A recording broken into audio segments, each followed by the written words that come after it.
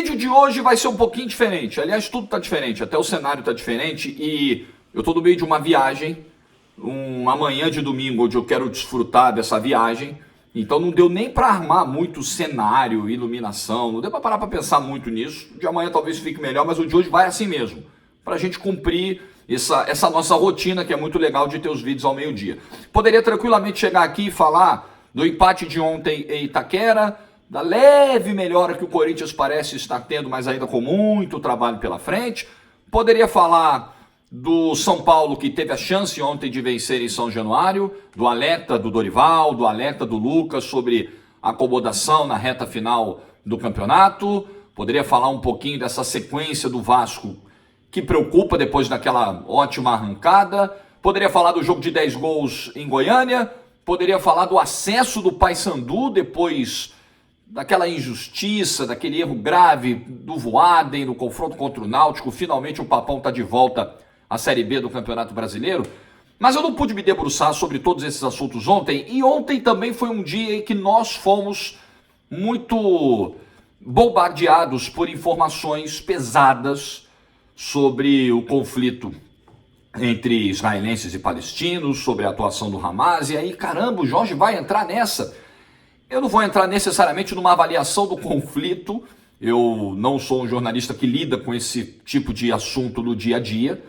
Obviamente eu sou um observador da cena mundial, né, nacional e internacional, então eu sou impactado, as notícias chegam, eu tenho a minha visão sobre o confronto, mas eu quero falar mais sobre isso. Eu quero falar um pouco sobre dois aspectos aqui. Primeiro, como nós perdemos o nosso senso humanitário, a nossa capacidade de se comover diante de algumas cenas que são atrozes, que são indefensáveis, mas a gente acaba deixando... A gente, né? Muitas pessoas, e eu não me incluo nesse rol, deixam de se atentar para a gravidade do fato e de prestar solidariedade, de entender o lado humano da coisa, por pura ideologia, por defesa de bandeira. E acho que isso é muito grave, e isso vai nos levar, inevitavelmente, para um caminho muito triste, para um caminho de destruição mesmo. E a segunda coisa que eu acho que vale abordar no vídeo é como a gente pode estabelecer filtros daquilo que chega até as nossas telas. Porque eu não vejo como nada positivo essa evolução, né, esse uso da evolução tecnológica para se transmitir ao vivo ou praticamente em tempo real cenas de uma guerra, cenas de um massacre, e com crianças envolvidas, com mulheres envolvidas, grávidas envolvidas, e aquilo vai chegando, e aquilo vai nos provocando um mal, sem que a gente tenha noção. E está nas nossas mãos impedir que certas coisas cheguem. Então eu quero também fazer essa reflexão junto com você no vídeo de hoje. Antes, peço o seu like, se inscreva, ativa o sininho, vamos lá, rumo a 140 mil inscritos no pique para a gente não perder tempo. O vídeo tem que ser rápido hoje. Eu tô no embalo aqui para curtir o domingo em Buenos Aires. Eu estou em Buenos Aires, cheguei ontem à noite aqui para tirar uns dias de descanso. Vamos lá, palpites para hoje então. Hoje domingo de clássicos, hein? Meus palpites: vitória do Palmeiras no clássico contra o Santos, vitória do... Não, aqui, rapaz, aqui é complicado. Aqui é empate no Maracanã, Fluminense e Botafogo, é empate no Maracanã. E no Grenal, vitória do Grêmio. São os meus palpites para hoje. Está tudo no site do Aposta Ganha, você pode entrar lá, conferir as cotações, fazer sua fezinha, cadastro feito, um abraço, beleza? Clica no link que está aqui no primeiro comentário.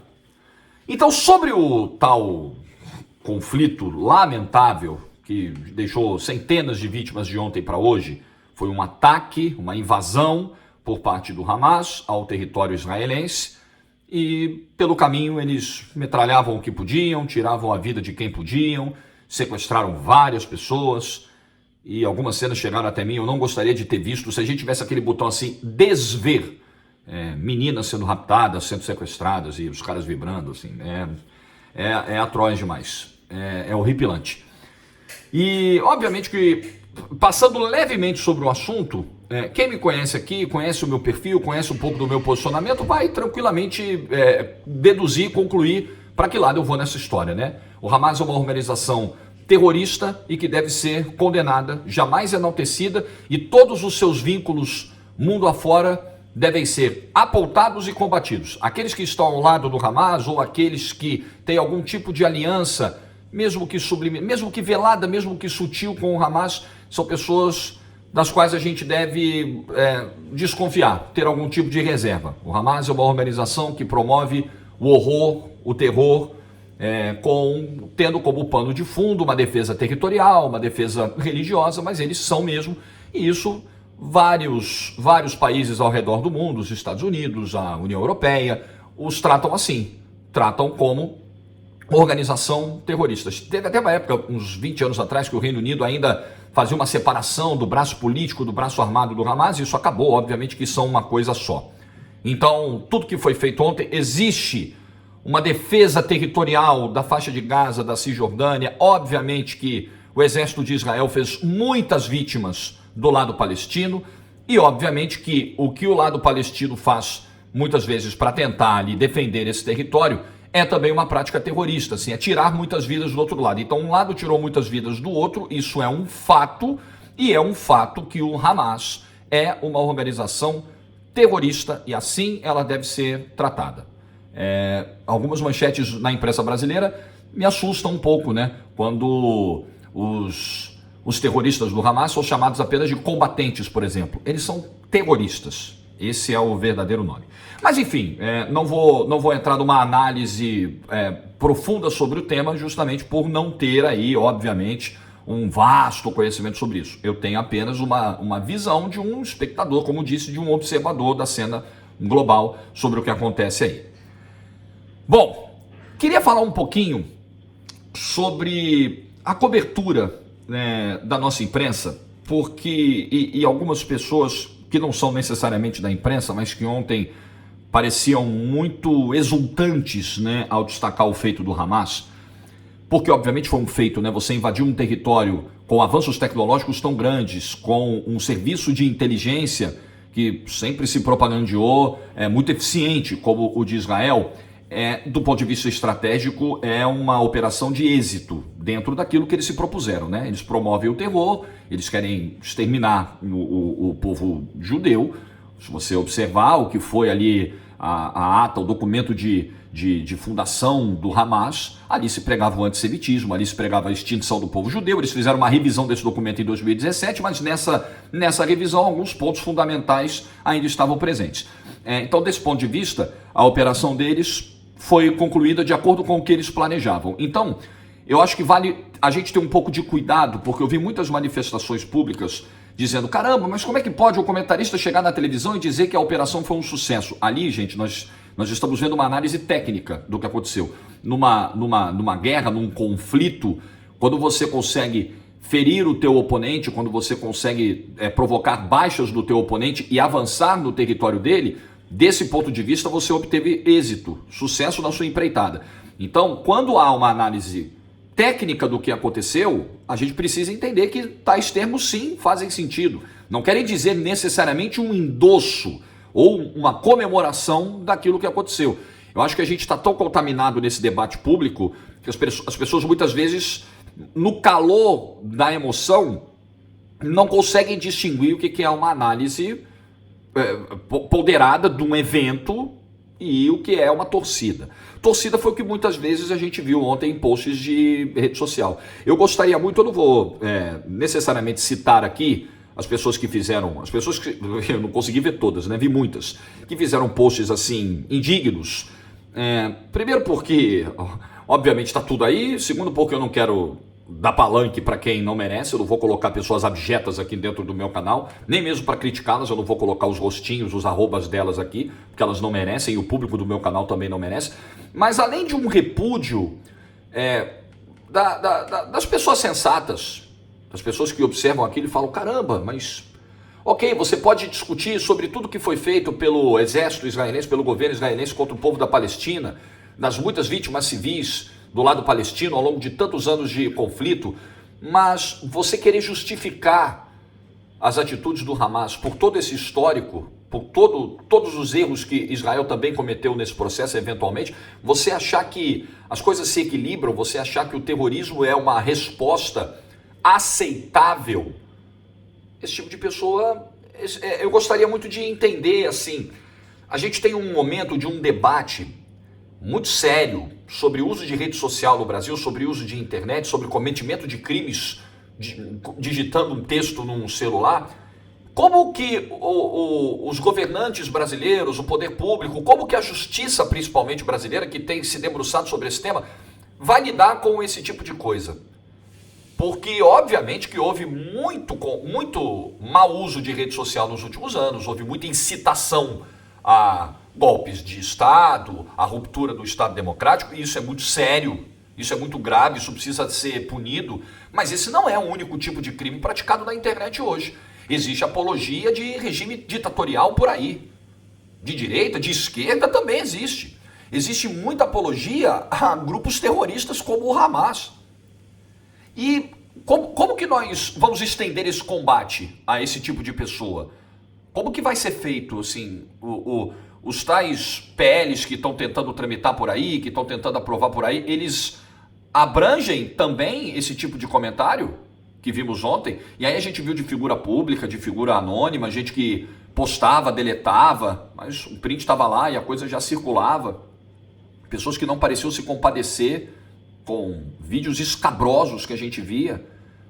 E aí, para onde vamos? Esse é o tipo de ambiente que a gente quer ter no seio virtual? É isso que a gente quer que seja difundido? É isso que a gente quer que seja normal, corriqueiro, rotineiro? Eu não quero. E aí eu quero entrar para fechar o vídeo no alcance dessas imagens. Naquela rede social lá que mudou de nome, que agora é uma letra só, a gente ontem recebeu uma quantidade assim assustadora de vídeos horripilantes do que aconteceu ontem. Uma quantidade muito grande. E num determinado momento do dia eu me afastei dessa rede. Porque aquilo começou a me fazer um mal, aquilo começou a me revirar o estômago e ver cenas de sofrimentos de pais abraçados aos filhos, de meninas sendo levadas, raptadas, de corpos de mulheres sendo expostos, ridicularizados, vilipendiados. Isso vai trazer o que de positivo para nós? Eu sei que não dá para você bloquear o acesso à informação. Não dá para você, não é saudável você omitir o que está acontecendo. Eu sei que a linha aí é muito, muito tênue. Mas eu acho que o compartilhamento desse tipo de imagem se assemelha um pouco, né? Tá numa casinha muito próxima, por exemplo, com um compartilhamento de um corpo de alguém famoso depois de uma queda de avião. Aliás, acho que teve recentemente, né, a condenação de uma pessoa que divulgou, uma das primeiras, ou a primeira que divulgou as imagens do corpo da Marília Mendonça depois do acidente lá em Minas Gerais. Teve uma condenação por isso. Porque eu acho que isso está na mesma casa. Isso vai além do interesse jornalístico. O interesse jornalístico é você mostrar, olha, aconteceu um acidente. Olha, essas pessoas estavam dentro do avião. Essas pessoas morreram. Vamos investigar as causas. Agora, o que ganha o público que quer consumir uma notícia? O que ele ganha ao ver um corpo exposto, né? Mesma coisa de ontem. Eu acho que esse tipo de imagem ele tem um efeito de contranarrativa, né? Eu entendo. Se tem muita gente querendo justificar o que o Hamas faz, quando você mostra a profundidade da maldade que esse grupo pratica, você quebra um pouco essa narrativa. Eu entendo. Mas eu acho que a gente, eu honestamente não tenho uma opinião assim definitiva sobre o que deve ser feito assim nesse tipo de caso. As plataformas elas têm que bloquear esse tipo de conteúdo, elas têm que impedir o compartilhamento instantaneamente. É muito difícil você controlar isso. Uma das discussões do PL da fake news no Brasil é sobre o poder, assim, a capacidade braçal mesmo das plataformas de bloquearem tudo. Tudo que é postado, de fazer ali uma filtragem prévia. Eu ia usar o termo censura, mas na prática é isso, né? Em alguns casos pode parecer isso. É muito difícil, porque é um volume muito grande. E eu honestamente não sei nem se há capacidade das plataformas e nem sei se é o melhor caminho você sair restringindo tudo, porque você pode restringir a informação do que está acontecendo. E o mundo deixar de entender a gravidade do que está acontecendo. O que eu acho é que nós, como usuários, aí eu estou falando da condição de usuário, assim, de um simples cidadão que está ali na internet consumindo, rede social, se informando. A gente deve estabelecer um tipo de filtro. Eu acho que certas cenas, quando a gente começa a assistir e sabendo que o desfecho não é bom, tem uma coisa da curiosidade humana. A gente começa a ver, a gente quer ver até o final. A gente quer saber como aquilo vai se desdobrar. Tem a coisa da compaixão, você está vendo e você está, meu Deus.